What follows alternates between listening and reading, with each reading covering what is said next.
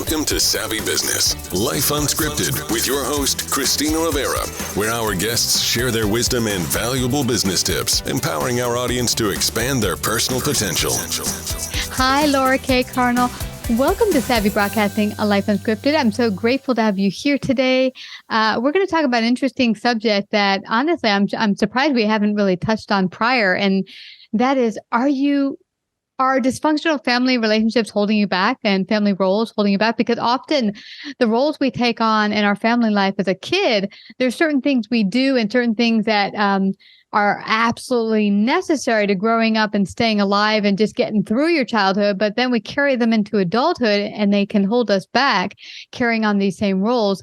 You've been a trauma coach and helping people with a variety of issues, including this. But share a little bit about your backstory before we head into this topic.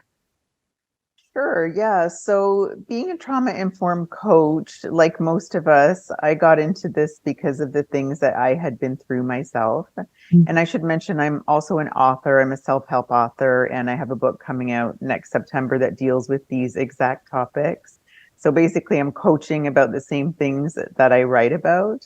And growing up in a dysfunctional family myself with a lot of emotional abuse and neglect, just processing that and learning how to tell the truth about that actually created this career for me very organically, because I started to share online about what I was going through. That built the audience. I was blogging about it. That became the book. So this all happened over the last couple of years. It just took on a life of its own, really.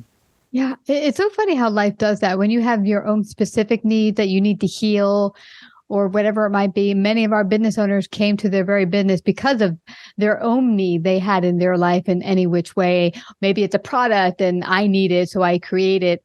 And this is something that's very needed because, as you said, you went through it.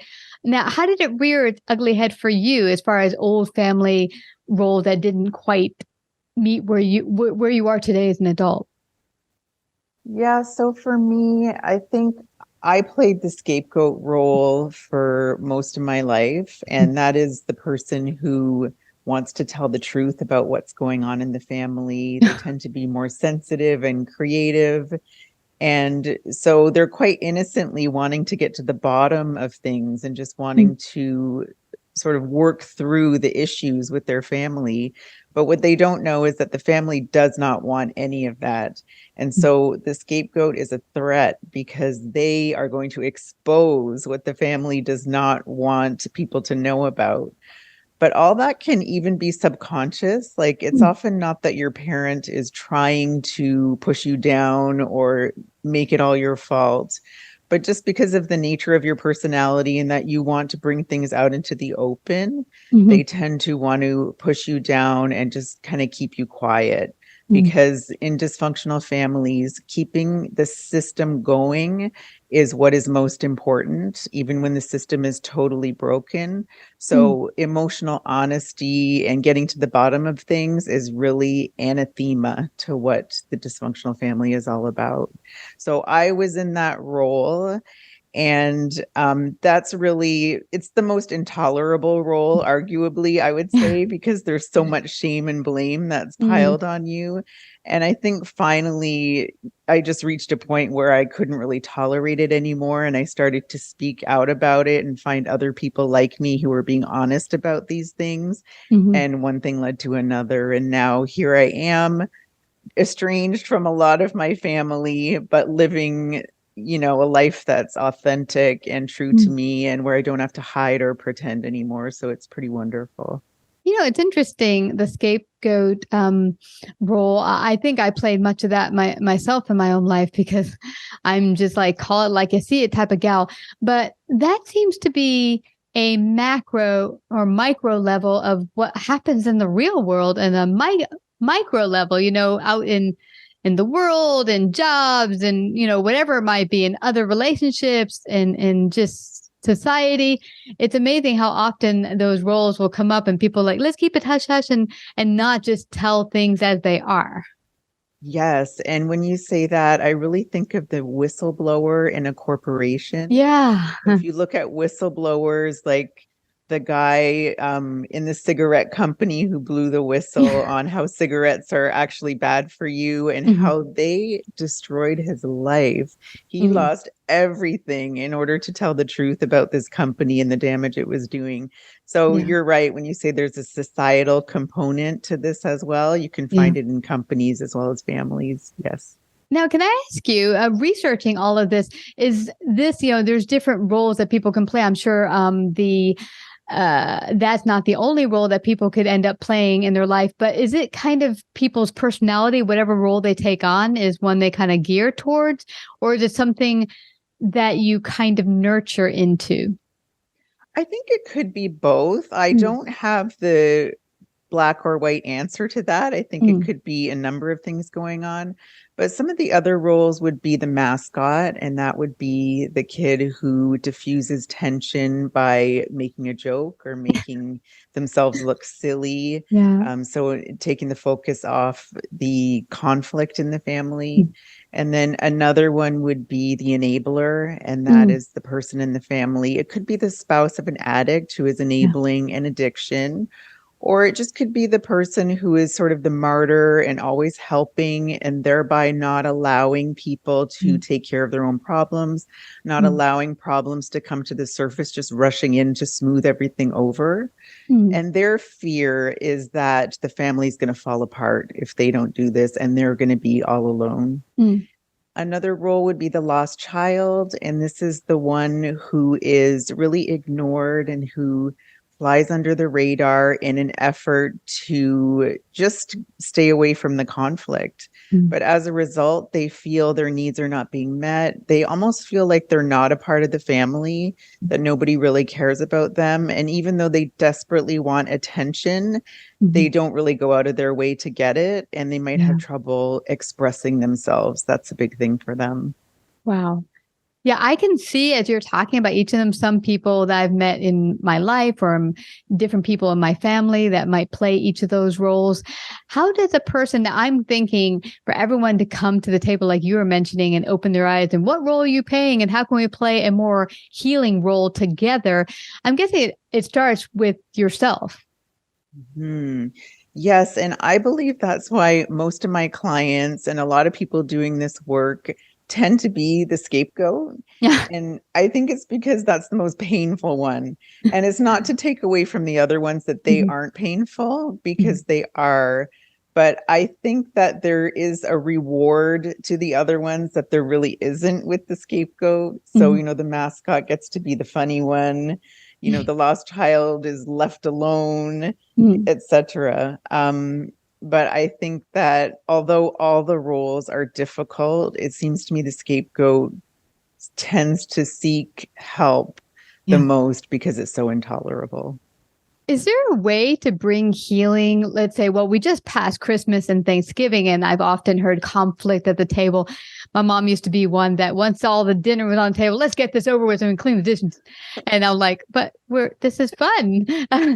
But, there can be that conflict that people have at either the, Thanksgiving or Christmas. And is there a way that maybe we could bring together a more healing time together and maybe open up even in a positive way that's not too scary? I'm thinking, is there a way maybe to even bring a game into it so that it's not so threatening? Yeah. See, in a truly dysfunctional family, that's not going to go over well. And the whole reason for these roles is that, talking about problems or kind of bringing them up, emotional honesty, like I said, are really not tolerated. And these roles evolve so that we actually don't deal with our issues.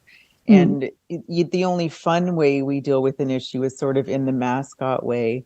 And that would be making light of things, but it's not honest. We love to make light of things when we're being real with each other. We can do that.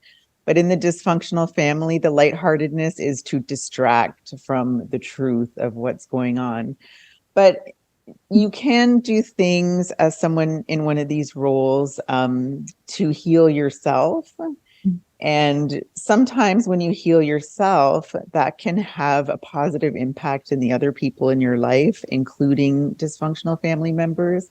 It's no guarantee, but it is going to help you deal with them better, probably. Well, I'm guessing if anyone's listening in, they're like, I can't quite pigeon which one I really am.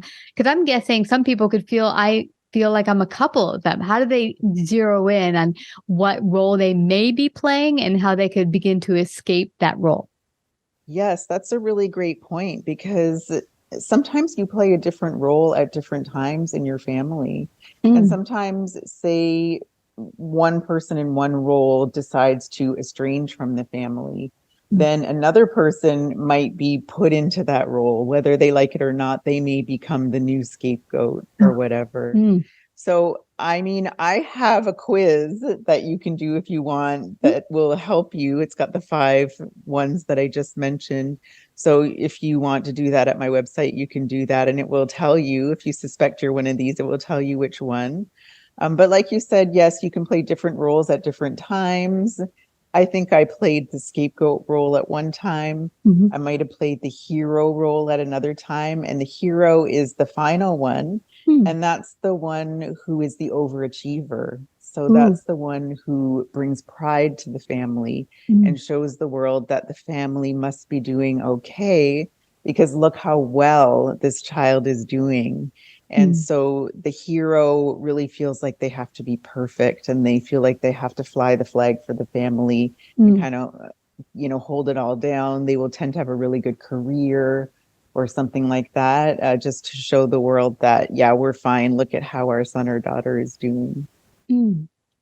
That's fascinating you say that, Laura, because I recall hearing people say, oh, yes, I saw those people on Facebook all the time, or, social media can be so deceiving. And they'll be like, oh, they're so happy. They're this. And then you find out some horrible family event happened, or someone, they got divorced, and then the bubbles popped and everyone's like, whoa, we thought they had it all together and everything was perfect.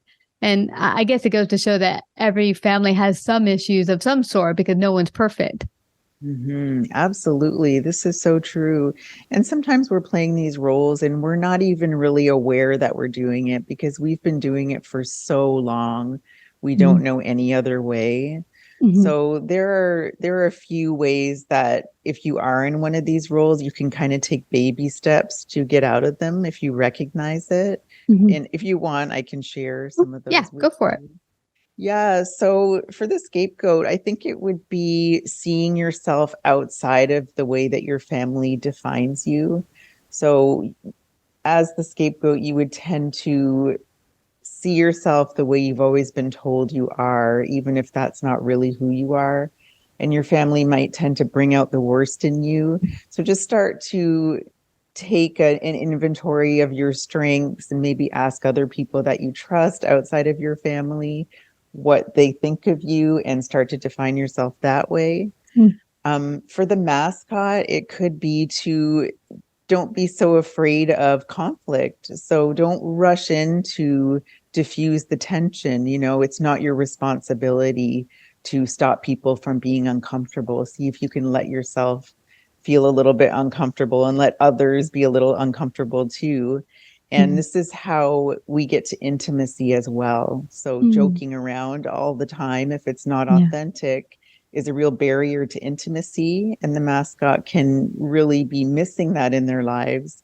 And not rushing into diffuse tension can help them get that.